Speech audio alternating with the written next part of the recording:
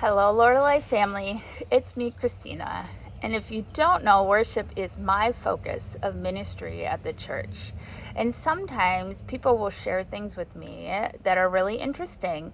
And recently, someone shared a devotional with me from the professor of music at Moody.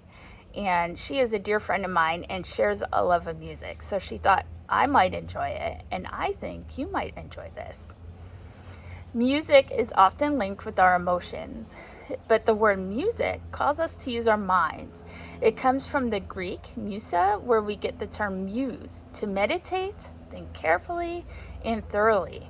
And for us as Christians, this also means to think biblically. Not doing so would lead to music being merely for our amusement, which negates the very meaning of the word. In 1 Corinthians chapter 14, verse 15, Paul said, "I will sing with my spirit, but I will also sing with my understanding." In Job chapter 38, we discover that there was musical worship when the Lord laid the earth's foundation. Job 38:7 says, "The morning stars sang together, and all the angels shouted for joy." A pastor once said that singing is as old as creation.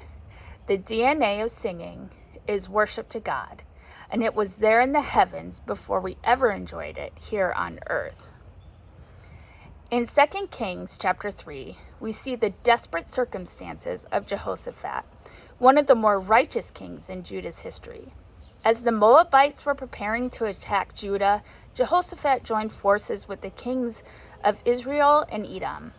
At this critical moment, they found themselves stuck in the desert with no water for their armies and animals. They called for a prophet in the land named Elisha. And notice Jehoshaphat's first words concerning this prophet. "The word of the Lord is in him." We are told that before meeting Elisha or music being played, the word of the Lord, the presence of God, was with Elisha.